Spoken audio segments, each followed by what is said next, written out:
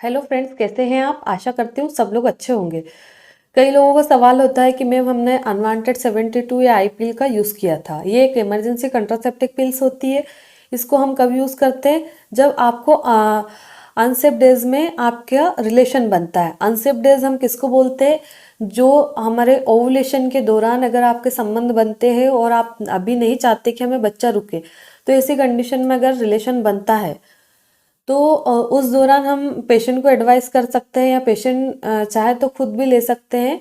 तो आप अगर अनवांटेड 72 या आईपीएल का अगर आपने यूज़ किया है, तो ऐसी कंडीशन में अगर आपको एक बार पीरियड्स आ गए हैं लेने के बाद में, यानी कि लेने के 8-10 दिन बाद, 15 दिन बाद अगर आपके पीरियड्स आ गए हैं और उसके बाद अगर आपका नेक्स्ट पीरियड नहीं आ रहा है, तो उसकी क्या वजह हो सकती है? वो हार्मोन इम्बेलेंस के कारण आपके पीरियड डिले हो सकते हैं।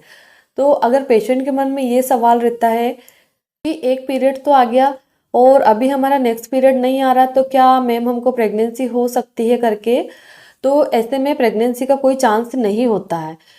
जब भी आपने अनवांटेड 72 या आईपीएल ली, तो उसके बाद एक बार आपको विड्रो ब्लीडिंग हो चुकी है, तो प्रेगनेंसी का चांस तो वहीं से ख़त्म हो गया।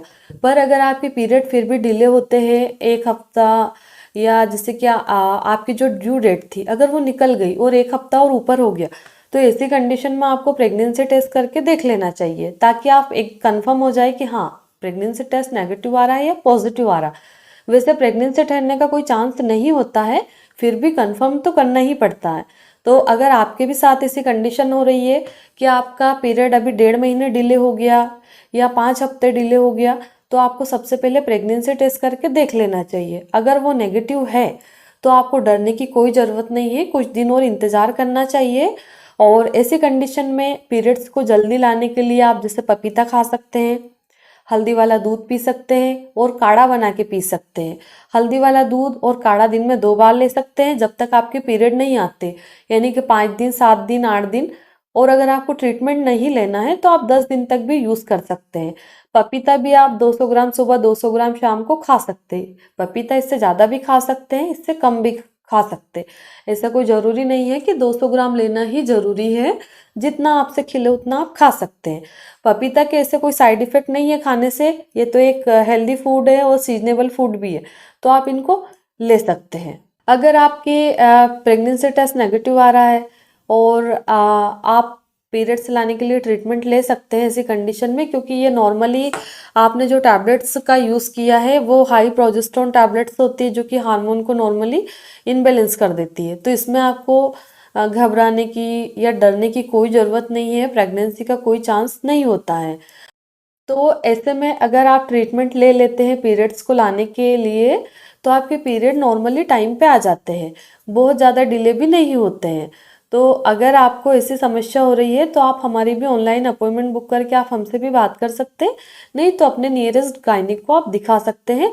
और जब भी आप जाते हैं तो आपको बताना है कि हमने आईपीएल या अनवांटेड 72 का यूज़ किया है, जिसके कारण हमारे पीरियड से डिले हो रहे हैं। तो आपको टेंशन लेने की ज़रूरत नहीं है। आखिरी में मैं आपको एक एडवाइस देना चाहूँगी कि आपने पहले महीने तो आईपीएल या अनवांटेड 72 ले ली, उसके बाद में आपको पीरियड्स आ गए, अभी नेक्स्ट पीरियड अगर डिले हो रहा है, तो ऐसी कंडीशन में भूल के भी एबॉर्शन पिल्स का यूज़ मत करना, नहीं तो ऐसे में हार्मोन और ज़्यादा इम्बैलेंस हो जाएंगे और पीरियड और डिले हो सकते हैं आप लोगों का। एबॉर्शन पिल्स कब यूज़ करते हैं? जब आपको प्रेगनेंसी हो, एक्चुअल में प्रेगनेंसी हो तभी यूज़ करना है, बिना प्रेगनेंसी के यूज़ नहीं करना है।